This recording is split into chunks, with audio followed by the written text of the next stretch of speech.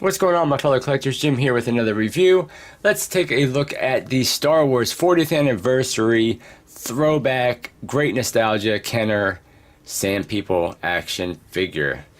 This was one that I was looking for, and I found it at a local comic book shop, so I went ahead and picked him up. Again, we've seen this packaging before. It is supposed to mimic that old Kenner style packaging, which it does. You know, it really is awesome. So I'm definitely going to keep this guy in packaging, like I've done with all the other figures, but I got to break him out and mess with him just to see what he's all about.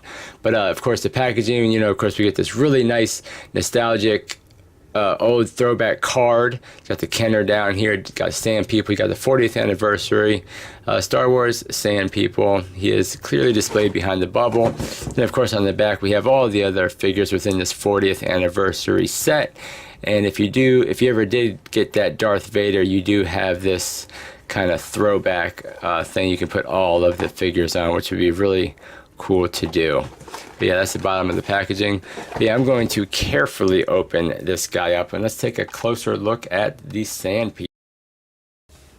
Okay, and here is the Tusken Raider out of the packaging, and I really like this guy. I think he looks great overall. I kind of almost want to keep him out of packaging and put him up on the Star Wars shelf. So I might have to find another one of these that I can keep in packaging. He does come with a bunch of different accessories. Let's go over those first. He first comes with this really long rifle with a scope on it, and this has like some pretty decent detail on it. Nice little paint. Almost has like they try to make it look a little bit wood finish on it. Now, of course, it is a little bit on the rubbery side, you know, so it can be a little bit warped, but mine's straight for the most part. Nothing of those heat can't fix.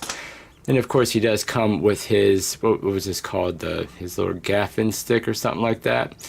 But and you get different option parts with this, so you can plug this part into the top of it.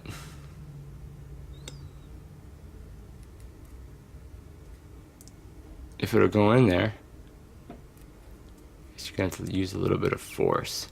But you can plug this little piece into the top of it, and then you have this little piece you can plug into the top of it, and then you have this piece you can plug into the top of it.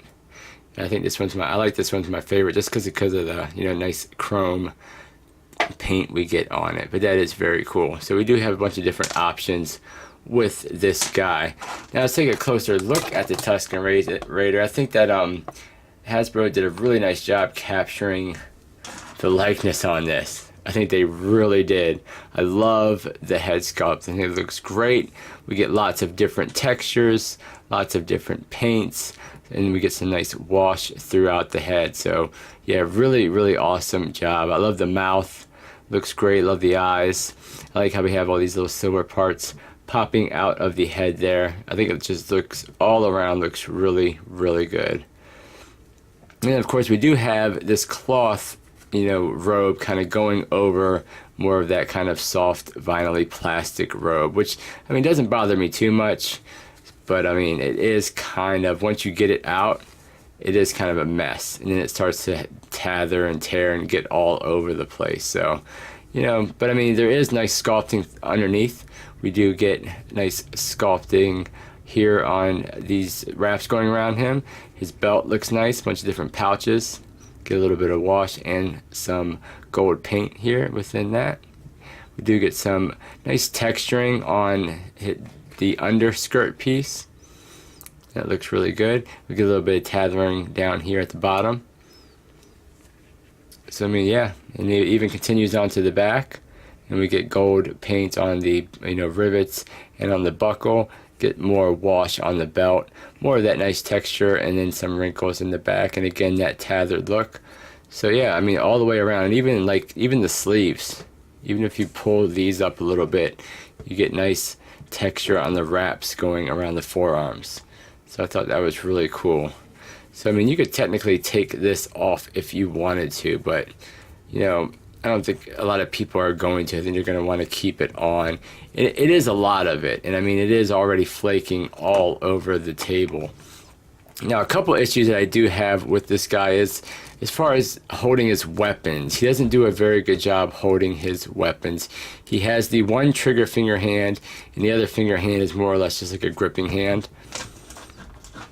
And, okay, so you can get the gun in there, like so. Doesn't really want to stay in there whatsoever. It's very, very loose.